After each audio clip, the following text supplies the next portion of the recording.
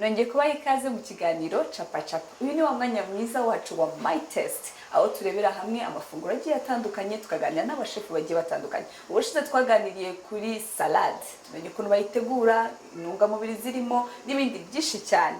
Uyu munsi rero turi kumwe na chef wacu, agiye gutangira tubwira amazina ye ndetse n'ikintu agiye kudutegurira uyu munsi. Chef, salut, ça va? Okay, ngiye gutangira rero twibwira. Okay, nitwa Sabine Rudasingwa, hanyuma ndaguteka ndagutetse. Wow. Hanyuma rero uyu munsi nateganyije ko turi gukore ni imiteja. Imiteja abantu benshi bakunda kumva ko ari ibiryo bya nyuma bibaho batanatekereza biba mu mutwe wabo. Buriya twavuga ko imiteja iri nko mu bwoko bw'imboga. Iyi ni imboga. Imiteja ni imboga. Ni ukuvuga ngo iyo ushaka niba wakoze ifunguro ugomba kuba ufite n'imboga. Rero ushobora kongeraho imiteja. Abantu benshi ntabwo bayikunda, especially abana, noneho n'ibindi bindi. Ariko umubyeyi uri kureba Chapa Chapa show, ubu twamubwira yuko rwose abonye solution yo guteka imiteja. Okay, iyi miteja turayitegura gute sasa? Chef Sabi, umuntu akiri ku miteja noneho tukiri kuyibaza, ese ni iyihe ntungamubiri ifite noneho mu mubiri wacu buryo umuntu ashobora hari abantu batayikunda? Reka turebe noneho intungamubiri, nibura umuntu ajya nayirya avuga ngo harimo iyi ntungamubiri, udushishikarize kwa. Imiteja rero ni imboga. Rero irimo vitamine D.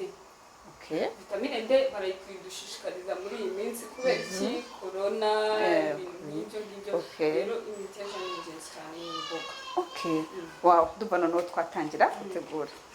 Dufite imiteja isanzwe rwose ahantu hose irahaba muri quartier everywhere. Dufite bata kano kantu kagura 70 muri kimwe.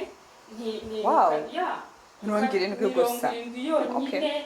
Nta bikabatera isoni kwa kundi umuntu avuga ngo ibisenge binabikura he biroroshye niba uri mu mujyi ushaka gukora ino reset uzagende ugure kano kantu kagura 70. Okay. Dufite igitunguru.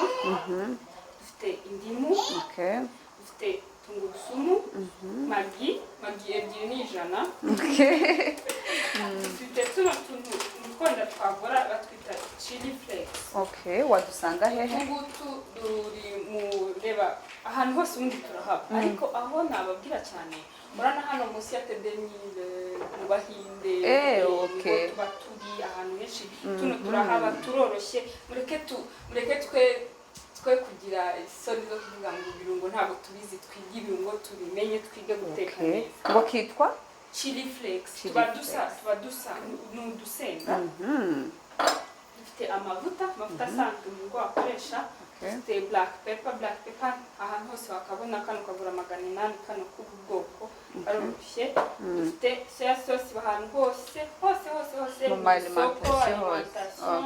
Ni n'umunyu nuko nkoresha nezo, ariko ushobora gukoresha umunyu wose ushaka, umunyu ushaka. Dufite na chapa mandazi isanzwe rwose nta bindi bintu birenzeho. Tugiye gufata imiteja yacu tuyishyire mu mazi. Ubu ngubu rero noneho ubu ngiye kuguha akazi. Okay, narigenje. Ndatangira gute? Bigenze gute? Urafata ino miteja noneho uyishyire mu mazi hano. Twafashe amazi ashyushye, twabanje kuyashyushya, urumva akabira, akongera akagaruka hasi, noneho wagize ugashyiramo ino miteja. Okay, merci. Mbere yo kwinjira hano nabanje gukaraba intoki, nimuze kugira ikibazo. Intoki zirakarabye. Okay. Niyo washyishyamo intoki bikoroheye. Intoki nizo ziba zoroshye. Okay. Muri My Test rero natwe twese turateka. Okay. Ndashiramo tungana, ushiramo yose. Okay. Hano mba ndimo ndariza imiteja yanjye, ndashiramo. Biba byiza iyo ufite iki gikoresho cyabugenewe kuko buriya gukoresha n'intoki nibaza yuko tuba twakarabye yego, ariko se uba wizeye 100% 100%. Biba byiza rero ufite igikoresho nk'iki ngiki, hanyuma ukajya ushyiramo gutya. Ushobora gukoresha imiteja bitewe n'abantu ugiye kwakira. Muri bake amakoresha mike, ariko muri benshi sana. Okay. Hanyuma rero ikindi kintu tugiye kongeraho ni ukuvuga ngo impamvu dufite chapa mandazi ni kugira ngo imiteja yacu igume ari icyatsi. Hari ukuntu imiteja ishya igahenda igashya ikabura ibara ikabura ibara nyine mbese.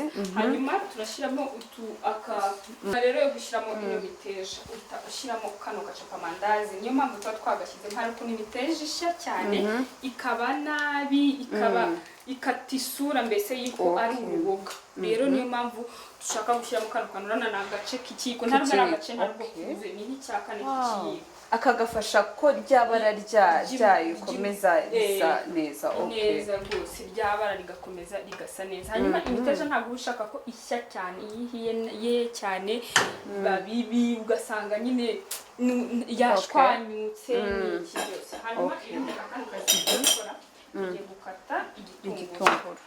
Igitunguru hari uburyo bwinshi bwo gukatamo igitunguru. Ni ukuvuga ngo nakasemo ikizeru mwabibonye, wangiza ugashyira gutya. Abantu benshi bakora amakosa yo kwibeshya ko icyuma kidatyaye mu gikoni aricyo cyiza, kandi nicyo kibi burya gikora na accident nyinshi.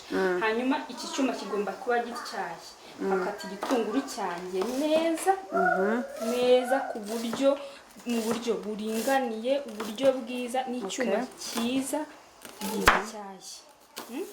Urabona ukuntu birimo birihuta. Ubwo umuntu ashobora gukoresha nk'igitunguru kimwe cyangwa biterwa na umuntu ukoresha, biterwa n'abantu ufite ushaka kwakira. So igitunguru kimwe, bibiri, hari n'abantu bakunda burya ibitunguru cyane. Abantu bakunda ibitunguru cyane rero ushaka gukoresha ibitunguru ushaka, ariko ibike nibyo byiza kuko tugiye guteka imiteja, niwo mugeni mbese muri makeya. Niwo mugeni wacu tugiye gukoresha. Hanyuma ku bantu rero mutabimenyereye gukata icyuma kuriya rwose muzabanze mubyiga ko bishobora kurangira wikase. Ariko biroroshye, ufata gutya intoki zawe eshatu, ugafata icyuma cyawe gutya ugashinga, warangiza ugakata. Ntabwo bikomeye, bisaba kubimenyera no kwivanamo ubwoba. Ntabwo ari ibintu bikomeye. Ndumva iki ngiki kirahagije, ntabwo ari ngombwa ngo dukate cyose bitewe n'uko ntabwo dushaka gukoresha ibirungo byinshi. Hanyuma turebe ya miteja yacu. Hanyuma rero ukajombamo icyuma kugira ngo ubone niba yahiye. Harabura gato cyane ariko ni iminota mike cyane igura. Ubwo iyo umaze gukata umenya ko ubigenza gute? Wumva koroshye? Oya, ntabwo ugomba kuba utoroshye cyane kandi utanakomeye cyane. Ikindi kintu wakwibaza ngo iyi ndimu ni iki, n'impamvu usize bino bitunguru. Ubundi kugira ngo indimu ivemo amazi menshi ureka tukagira gutya. Nubwo jus yayo iza ari nyinshi kurusha iyo ubikoze bisanzwe. Ndabifata nshyiremo bino bitunguru. Nakagombye kuba mfite ka kantu k'indimu ariko ntako mfite. Ntacyo tuzagakoresha. Niba ugafite mu rugo wagakoresha, niba ufite akandi kantu kakora indimu neza wagakoresha.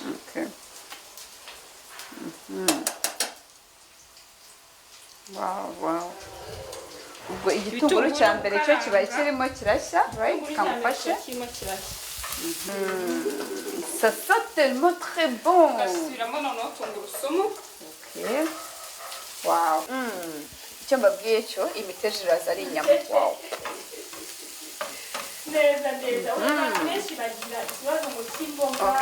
Ngo bakumva abana ntibari bukunde kubera ko barumva ni imboga nyine nta kidasanzwe.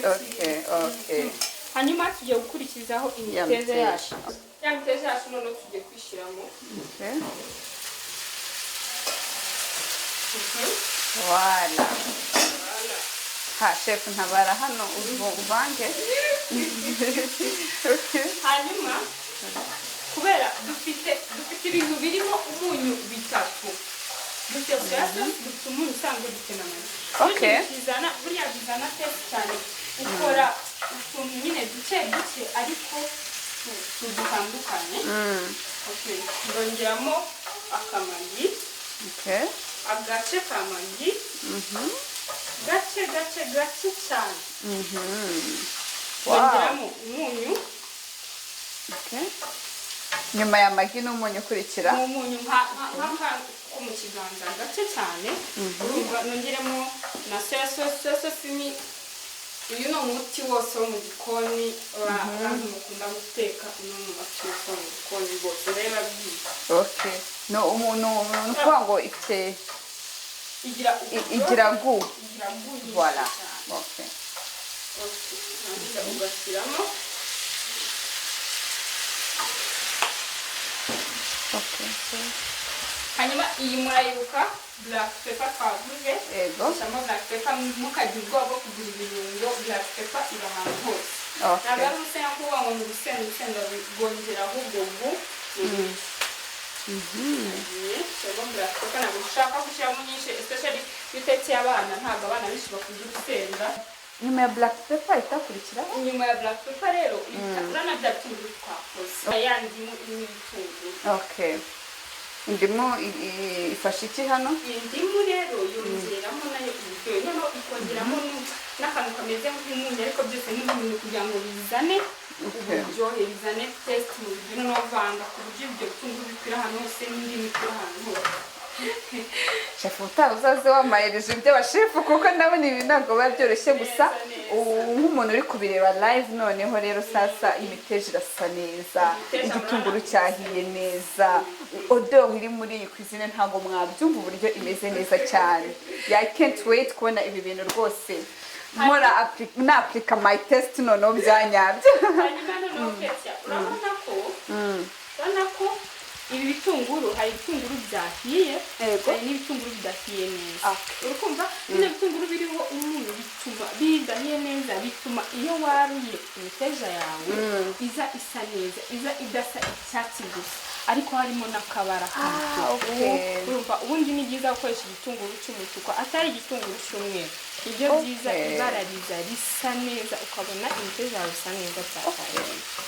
Voilà. Hanyuma akantu ka nyuma tugiye gukora ni ugushyiramo twa chili flakes. Kagasenda ntabwo ari ngombwa ariko hari abantu bakunda akantu nyine kagasenda ariko iyo utekeye abana batabikunda iyo utekeye umuntu ukarya urusenda na gatoya ntabwo aba ari ngombwa ariko ubu ngubu ni keza ni ngombwa. Wow. Twagiye shyiramo uduchili flakes gakeya kuko kagira ariko birahumura neza birasa neza. Ni ukuri iyi miteja njyewe ningeri wanjye nanjye rwose ndahita nyiteka byihuse. Hanyuma tugakurikiraho kwarura. Okay. Kwarura.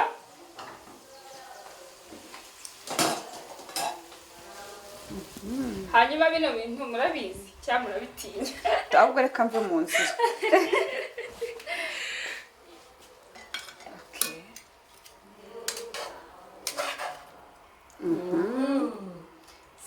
Ça sent très bon. Ça sent bon kabisa.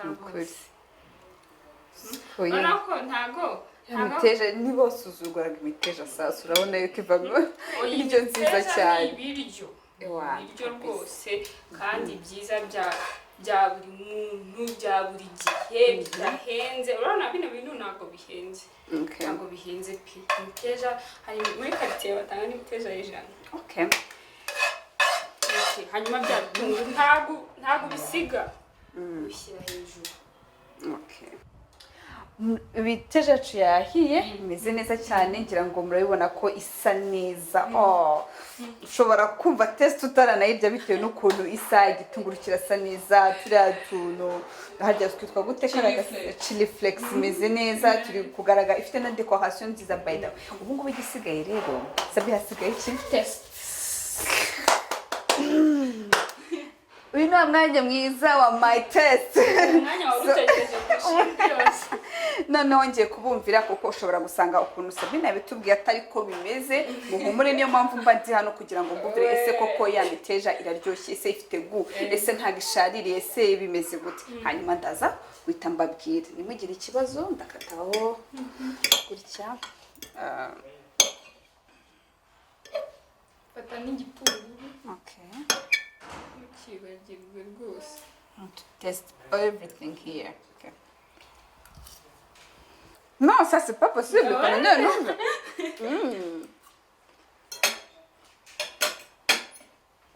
Guys, I'm telling you, please try it mu rugo iwawe, kurikirana YouTube yose ukuntu byagenze, wowe uzambwire. Gusa icyo nababwira, so sweet, biraryoshye cyane, bimeze neza, ntabwo harimo umunyu mwinshi ukabije.